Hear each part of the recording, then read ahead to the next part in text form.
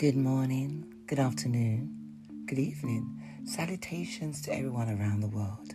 This is Valerie M, aka Standing in My Truth. And it's a glorious, glorious Easter Sunday here in the UK. I'm not sure about where everybody else is, but it is a beautiful morning. I started by, I was out, which is something I haven't done in a while. I think some of us are still trying to adjust to the last 2 years of COVID and how life became and what we've been doing and what we caved into and what we didn't cave into and how our mental health held up. But stranger things have happened. For me, I think I said in the last podcast, it's taken me a while to actually get back in the flow of having my regular podcast shows and just feeling a sense of why I started and, just why. And the most devastating thing that I felt was I had all these dreams and desires, and I felt that COVID gave me a chance to address all of the things I wanted to do, or put in place things that I needed to do. And some things I had to alienate, people I had to alienate. But when I got struck down, or I found myself in a place that this is life or death, and being scared of what I may never have, doing a podcast and doing music and being creative and writing and all the little things creatively, I sort of not run around and say, oh, I do this. But I do it for myself, not for, I know it sounds ridiculous. People say they want them to be recognised. I think I've lived under the radar in everything I've done. And I've got an amazing circle of friends that know what I do. So when I do try something new, and I don't have to tell them, but what I appreciate is they stand with me as I stand with them. It's not all about me. They appreciate me. And so I found that I didn't regularly have to do the podcast to feel like I had to connect with the world. I had to reconnect from home. I had to reconnect from inside. And understand that to love one's self is to accept all the flaws that comes with loving oneself. But what I have been, I don't know what age group listens or the demographic, but as some people get older, we probably look older. I feel that I feel older. I feel that when you stress and mental health and taking on family crisis and, losing loved ones and moving home, all of these are stress, and they trigger things in your life. They trigger things in your body. And if you're not careful, if you're not putting in the right nutrients in your body, and ask me the question, because I asked the question, what are the right nutrients? You could sit on Instagram and look at all the influencers who will tell you that you need this amount of calcium, you need this amount of vitamin D, you must have vitamin C. And do you know, it's just endless, to the point that I thought, do you know what? I'm going to just stick to some water. I'll just lessen the amount of calories that I take. and literally just try and live. Because if you're an intense person, and trust me, I can be quite intense. I tend to want to take things to the extreme. And I guess that's been that you could class it probably being borderline addiction, an addiction personality. But let me go back to where I was, the triggers. And I found that being away from social media for a period of time, falling back in love with myself, loving myself, air quotes, just stop beating yourself up, stop beating myself up.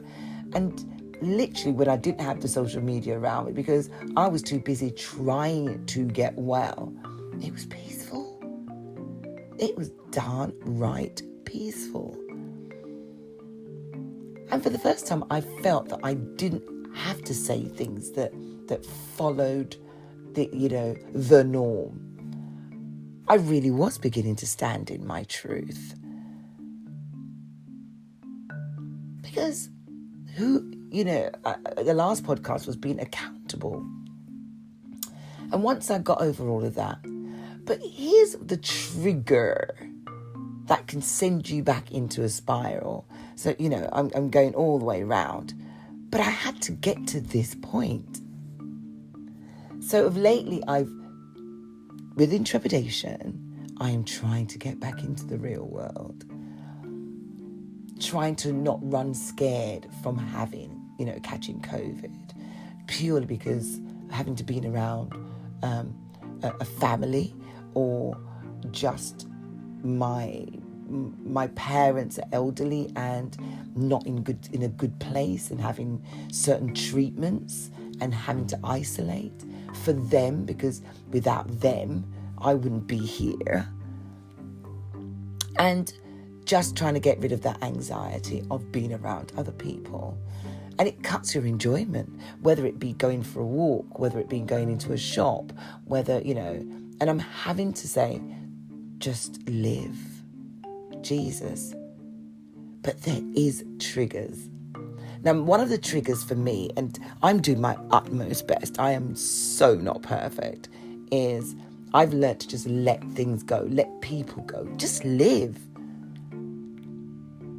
All the things that people have said to me that's triggered my Scorpio tail to sort of unravel, I let it go because I've seen certain things and certain people that I've reacted to because of the things that they've said. I've seen it come full circle where they're experiencing how horrible or narcissistic it can be when you're horrible to somebody else. And then they cry, oh my God, they did this to me. And I'm like, oh, well, I'm sorry, you were the same. But it's a case of, rather than gloat in their demise, it's let them know that I understand. Even though I know you've done it, even though I've watched you do it, even though I see you do it, and you live above probably your means or your humbledom, I should call it. And a couple of triggers happened over this Easter, so I thought, I'm going to get a couple of tickets, I'm going to go out, and I'm just going to enjoy myself. But the worst thing is when you see people that you would normally speak to, and, rather than greet us as how are you, because for me, is if I see someone that's come through COVID, you're alive, you weren't unfortunate as others to be hospitalized, just be nice. Just, have you forgotten we were in lockdown? Have you forgotten that some of us lost our jobs? Have you forgotten that some people couldn't put food on the table? Have you just forgotten? No, some of you haven't. And then I had people walk up, oh my God, you must be regressing. You look so much younger. Oh my God, what is it that you're doing? And I'm thinking, are you taking the mick? Do you know what I mean? What do you mean? So you're saying I look like an old trog, 3 years ago, and somehow The funny thing is, you don't even know how old I am, because I've never actually, professed my age to anybody, apart from those who probably turned up to a couple of parties I had over the years. That was like 5-6 years ago. You would have known my age then, but that just goes to show how much you know me, because it wasn't like I publicised having a big party. But I love to digress. But it's that trigger of having to grind my teeth to think, what do you mean I look younger? Now, to some other people, you would probably say, take it as a compliment. No, I don't. Because it's how they say it. The funniest thing was, artists are just, they can throw shade. And still at the same time, because they probably act or they sing or they write or whatever, they know how to sort of like say things, and it's just so fake. And again, that's another thing I protect my mentality from. And I remember a manager of mine saying years ago, you could have been so much bigger if you just, let it all go and, go to all these parties. And when you get there, you network. Let me just go into colloquial Ebonics language. Brother, I don't need to go to the opening of envelope. I don't need to invite people into what I do. I will put as much as I need to, and the rest you can figure out for yourself. And people have. They've made up all sorts of stories, but that's for another day. But, I went out, and another artist, naming no names, who seems to go to everything, because singing a couple of tracks that's been going for the last probably 16 years, around the same time as myself, you would think that you see me, you see me out sporadically. And would you know, this blinking bloody person saw me and go, oh my God, hi Valerie. And I said, hi, how are you? And, it was like, I genuinely was like really happy to see her, even though, it's not like you can't see her on a couple of adverts and you can't see her on TV or so, or some music, something, because, that there's nothing new that's come out of that person's mouth for like the last probably 4 or 5 years. So it's living on the back catalogue, as they say. Well, bully for you. Is that me throwing shade? But no, not, I shouldn't. But, and that's the trigger. The trigger was, it's making me throw shade. And I thought, God, be a bigger person. Oh my God, just, everything in that split second of finding the humility to look at them and say, oh, God forgive them. Just in that moment, the fakery, the smile, and I looked at the person and I thought, oh my God, you're doing it to me again. Okay. I've tolerated you through the years, but for you to stand in the same venue as I am, because you're out on the circuit every bloody week, and for you to turn around and go, oh my God, look at you standing over there looking really young. I could have pummeled that person into the ground, but I didn't. And I thought, well, bully for me. Because for you to say something like that, I must be doing something right. But what gives you the right to actually see me out and goes, I'm over there looking young, trying to fit in? I was like, oh my good God. I almost heard myself go down to that person's level and throw shade. And I literally just smiled and I said, it's water, darling. It's all about water. No plastic surgery. And just living my best life. And with that, I continued dancing. Don't know if it went down very well, because I think I stood in the same position. I didn't move. And I think it may have took away the shine that they're used to having. And so I stood there, and unfortunately they had to sort of like regress to some area, to a VIP area. Now, give me a break. Some of these venues that call VIP, unless you're behind a flipping cage, you're in the it's a booth. Let's just not get this twisted. You want to pay £60 or further, you don't pay anything at all. You get a free guest list to go to somewhere, to stand in a party and look down at other people with your nose up in the air with probably not a pot to piss in. But hey, triggers. So can you see what I'm doing and see what I'm saying? Because my podcast wasn't about that. My podcast was talking about, triggers that brings you back to traits where you are annoyed at someone or something. Even just speaking to, I don't know if there's anybody else going through all this crap where you find that, even if you're on direct debit, but your electricity and your gas bill's going through the roof, and then you try to call these people and you're not getting anywhere. And you have to resort, and a bit of tip that I'm going to give to you, you have to resort to social media. You either go onto their webpage on Facebook or you go to Twitter and you actually call them out. That way you get a response. I mean, these expletives I found myself using in the last 2 weeks was, and then my daughter turned and said, "Mummy, your language is getting far. It's really bad." And I looked at her and went, "Oh my God." And I thought, that's because life is now opening up again. And I'm getting myself triggered by how coming out of COVID has made us become. And I had to remind myself, just seriously remind myself. And I thought, rather than keep it all in, because that's how I feel after, it's an Easter weekend. And I've had a really great night. I went out, and I went out on the Good Friday, which is not a norm for me. And it was beautiful. There was just the most beautiful people. And again, I didn't want to get triggered. I thought, be myself and don't worry about anyone. Just go and don't worry who's looking, look at you. And I, put on my best dress and compliment. There was beautiful people. And I made sure that if I saw a woman that looked amazing, I had to tell her she looked amazing.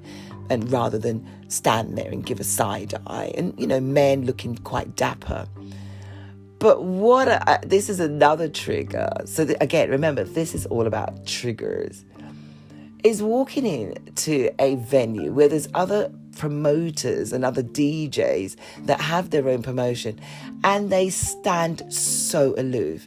And do you know what? I almost heard myself say to one of them, if you're not going to come out and participate with the audience, with the paying crowd, why are you here? Because you're standing so aloof that someone feels that they have to come to you to greet you. Now, I'm not knocking it, because to be fair, when I go out, unless I'm walking past you, I am not walking across the room to come and say hello, because it's not all about my party. It's really about, if I see you, I will greet you with the love that should be given, because everyone deserves love. Too much mental health is out there, and some people are crushed by how their mental health has been exposed. Again, triggers can make you act so differently to who you are.